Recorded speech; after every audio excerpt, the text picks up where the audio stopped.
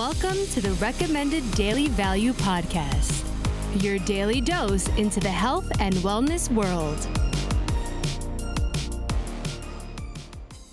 Welcome back to the Recommended Daily Value Podcast, brought to you by Umzu. I'm your host, Tyler Woodward, and today I'm going to be talking about the nutrients that you're most likely to be deficient in and some easy ways to correct these deficiencies. Let's dive in.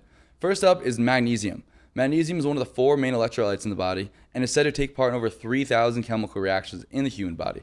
Magnesium is very hard to find sufficient quantities in the food we eat, with an estimated 52% of Americans not meeting the recommended daily intake.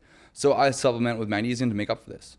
You can use chelated magnesium supplements, which is magnesium bound to an amino acid like glycine, taurate, or threonate, or magnesium salts like bicarbonate chloride, which can be absorbed topically or drank. Up next, we've got copper. Copper is an essential trace mineral that is often overshadowed by its counterpart, zinc.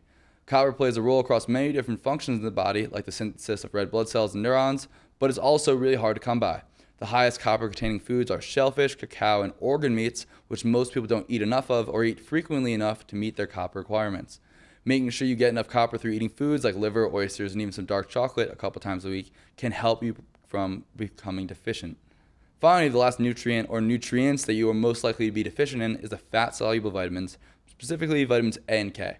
These fat-soluble vitamins are hard to find sufficient quantities in your diet, especially when you're not eating a very traditional diet, as the richest source of these nutrients are found within organ meats and pasture-raised eggs, which many of us are not eating today.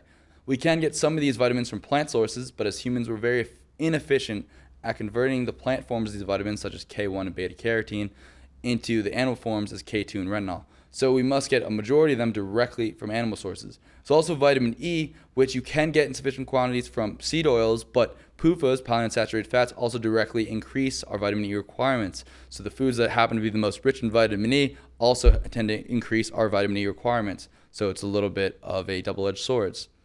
Overall, being deficient in almost any nutrient can cause things to go haywire in your body. Taking steps to eat a diet that eliminates nutrient deficiencies is the best course of action you can take.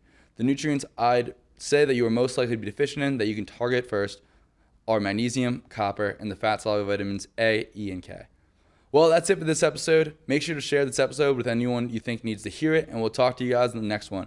Have a good one. Peace. And just a reminder that these opinions are my own, based on my own research and experiences, and are not medical advice.